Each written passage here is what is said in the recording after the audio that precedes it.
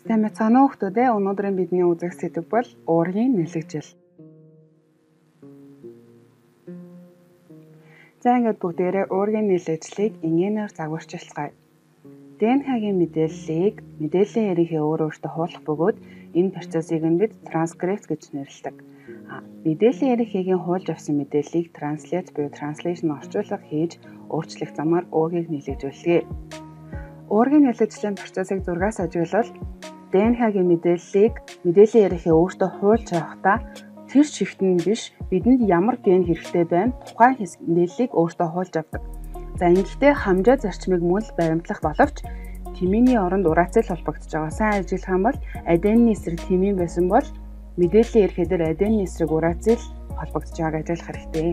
За үүний дараа мэдээллийн эрхийн мэдээллийг транслейшн хийж уургийн молекулыг нийлэгжүүлэхдээ амин хүчлүүдийг хооронд нь холбож байгааг сайн анзаарах хэрэгтэй. Амин хүчтэй нэрийг бичихдээ эхний 3 үсгээр нь товчлон бичдэг. Мэдээж уураг бол полимер нэгдэл түүний мономер нь амин хүчлүүд учраас амин хүчлүүдийг холбож иж уургийг бий болгоно. За уургийн нэлэгжил багшийн сайн хэлсэнчлэн транскрипт, транслейт гэсэн хоёр үе шаттай. Тэгээд мэдээж ДНХ-гийн тодорхой нэг хэсэг буюу шин чанарыг кодолж байгаа генийн дарааллыг ашиглан бүх төрлийн уургуудыг нийлэгжүүлж авдаг. Гэхдээ мэдээж бид хэрвээ инсулин дааврыг нийлэгжүүлэх гэж байгаа бол инсулиныг кодолж байгаа генийг л транскрипт хийгээд дараа нь транслейт хийнэ гэсэн үг. Уургийн нийлэгжил бол хэрхэн яаж ген бидний шин чанарыг тодорхойлж байна гэдгийг нууцыг тайлж байгаа. Дахиад дээрэс нь хүүхдүүдийг эргэлзүүлэх нэг зүйл юу вэ гэвэл хүн болгоны генүүд буюу хүн болгоны ДНХ-ийн дараалал харилцаа адилгүй өөр боловч бидний биед байгаад үе төмөөсүүд бүгд яг нэг ижилхэн ДНХ-тай. Гэхдээ инсулиний нийлэгжүүлдэг нойр балчирхайн бета эсүүд бол инсулинийг кодолж байгаа генийг олон дахин ашигладаг болохоос ш бусад эсүүдээс ялгаатай ДНХ-тай гэсэн үг биш. Үүн дээр хүүхдүүдийн бодол их хэрэгэлцдэг учраас багш нэг илүү тайлбарлахыг хүслээ. Дахиад дээрэс нь уургийн нийлэгжил дээр ДНХ эрийнхээ буюу нуклеин хүчлүүдийн үүрэг бол маш сайн тодорхой харагдаж өгдөг.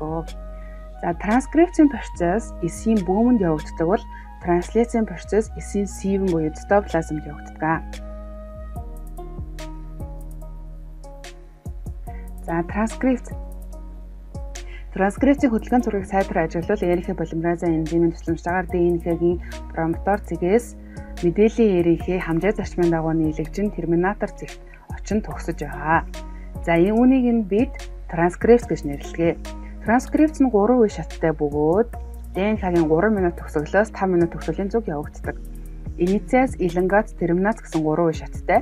За инициацийн үед бол эрхэ полимеразын энзимийн үйл ажиллагааны дүнд ДНХ-гийн промотор буюу эхлэх цэгээс мэдээллийн эрхээ нийлэгжиж эхэлдэг.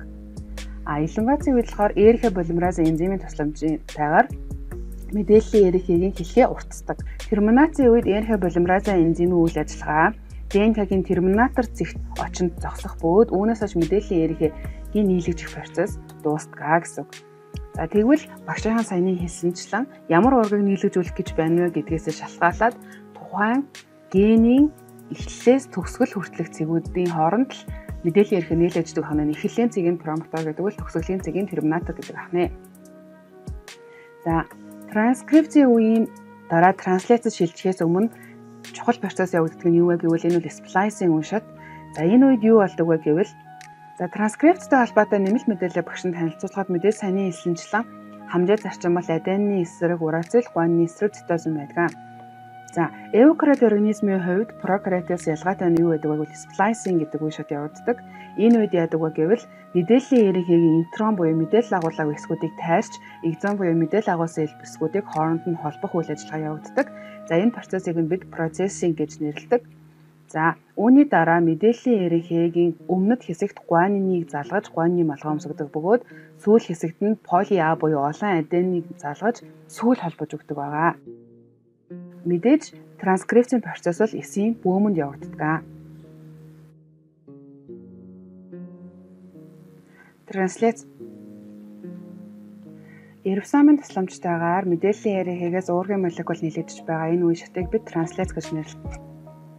За транслацийн 5% шаттай бөгөөд мэдээллийн ярихыг 5 минут төгсгөлөөс 3 минут төгсгөл рүү чиглэсэн байдлаар явуулдаг. Эдгээрх нь мэдээллийн ярихыг рибосомд нэгдэх. Зургаас задар ажиллах юм бол рибосомын том хэсэг, жижиг хэсэг хоорондоо магний тусламжтайгаар түр хугацаанд холбогддог. Энэ үед нь мэдээллийн ярихыг рибосомд ирж нэгддэг байна. Үүний дараа амин хүчил идэвхжин зөөврийн ярихтэй холбогдох. Амин хүчил идэвхжих гэдэг нь тухайн амин хүчил өөрийн зөөврийн ярихтэйгээ холбогдохыг хэлж байгаа. За зөөврийн ярихээ бол зүгээр нэг амин хүчлийг зөөдөггүй, нэг зөөврийн ярихээ нэг амин хүчлийг зөөдөг.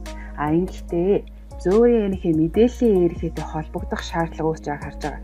Тэгэхээр ингийн тулд мэдээж хамжаа зарчмыг баримтлана.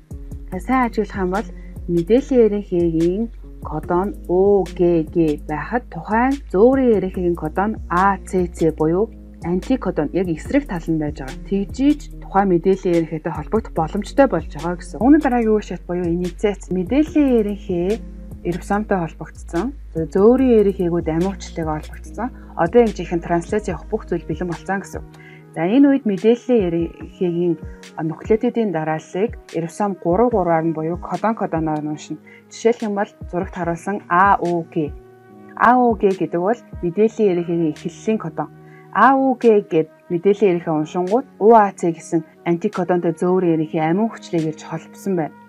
Мэдээж хамгийн ихэнд холбогдсон байх нь метонин. Тэгэхээр орган нийлэгжил метонин гэдэг амин хүчлээр эхэлдэг. Эхлэлийн кодон нь UAG байдаг гэсэн. За ингээд инициац буюу транслацийн эхлэл нь метониныг зөөвөрлөгч зөөврийн ярихээ ирж холбогдсноор эхэлдэг гэсэн. За үүний дараа элонгац энэ үед амин хүчлийн хэлхээс урт. Хамгийн эхлээд зөөврийн ярихээ А үүрээр дамжин рибосомын П үүрэнд орох бөгөөд амин хүчлээ холбоод И үүр буюу гарах үүрэнд орж рибосомоос чөлөөлөгдлөөр. Энэ үед дараагийн зөөврийн ярихээ А үүрэнд хүлээж авах бөгөөд энэ байдлаар амин хүчил хоорондоо пептидийн холбоогоор холбогдсноор уургийн молекул үүсдэг байна.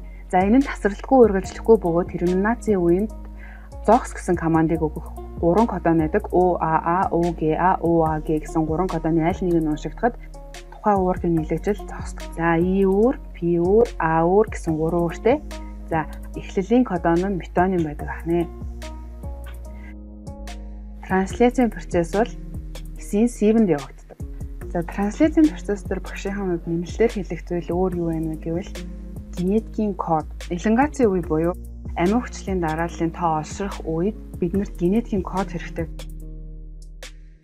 За тэгвэл генетик кодын хүснэгт харилцаа илүү янз бүр байх боловч ийм хүснэгт таарлаа хэдүүлээ хэрхэн ашиглах вэ гэвэл хамгийн ихний үсэг. За бүгдээрэнд нь генетик код өгөгдсөн байна. За тэгээд мэдээллийн дараалал AOG байлаа. Тэгвэл бид нар метонин гэдгийг мэдж байгаа учраас бүгдний жишээг авъя гэж бодлоо. За нэгдүгээр үсэг нь А, хоёрдугаар үсэг нь О, гуравдугаар үсэг нь Г. За ингээд энэ амин хүчил бол метонин байх нь гэдгийг бид нар мэдж авч байна. За генетик код гэдэг бол энгийнээр тэр тухайн кодон буюу 3 нуклеотидын дараалал ямар амин хүчлийг өөртөө нууж ийн вэ, кодлж ийн вэ гэдгийг нь харуулсан мэдээллийн үснэгтийг бол бид генетик код гэдэг байна. 4 төрлийн нуклеотид байгаа: аденин, урацил, гуанин, цитозин. Тэгэхээр 3-3-аараа нийлж кодон үсгэнхээр нийт 64 боломжтой. Энэ 64 боломжийн 3 төгсгөлийн кодон байдаг учраас яг 61 амин хүчлийг кодлсон кодон байдгаа гэсэн үг байна. За ингээд бүгдээрээ бяцхан дасгал ажиллацгаая. Багш нарыг бие дагаад хийгээсэй гэж хүсэж байгаа юм болохоор бичлэгийн хэсэг дээр түрхэн зогсоочод түүний дараа хариугаа тулгах үедээ бичлэгээ өргөжлүүлээрэй. За ингээд бүгдээрээ хариугаа тулгацгаая. Нэгдүгээрт мэдээж хэсэг мембран бүрхүүлийг харуулсан байна, хоёрт сивэнг харуулсан байна, гуравт ДНХ-гийн молекулыг харуулсан байна, дөрөвт бөөм, бас бөөмийн бүрхүүлийг харуулсан байна. Тавдугаарт нь транскрипцийн процессыг харуулсан байна. Зургаад нь процессингийг харуулсан байна. Долоод мэдээллийн ярихээ бөөмийн нүх сүвээр гарч сивэн очиж байгааг харуулж байна. 8-дугаарт амин хүчлийг өөртөө олбсон зөөврийн ярихийг харуулж байна. Амин хүчлээ идэвхжсэн байгааг бас харуулж байна гэж хэлж болно. 9-нд транслацийн процессыг харуулж байна. 9-ыг багшны илүү дэлгэрэнгүйгээр тайлбарлаад транслац гэсэн байгаа боловч 9 бол бас полипептидийг харуулж байна гэж бас хэлж болно. За 10 дахь нь рибосомыг харуулж байна. 11 дахь нь мэдээллийн ярихийг харуулсан байна. За ингээд сайн хэсэг хүмүүстээ бүгдэнд нь баяр хүргэе. Алдаа байвал бүгдийг тусаад аваарай. За үүний дараа уургийн хэлэлцэлтэй холбоотой бяцхан бодлого олцгоё.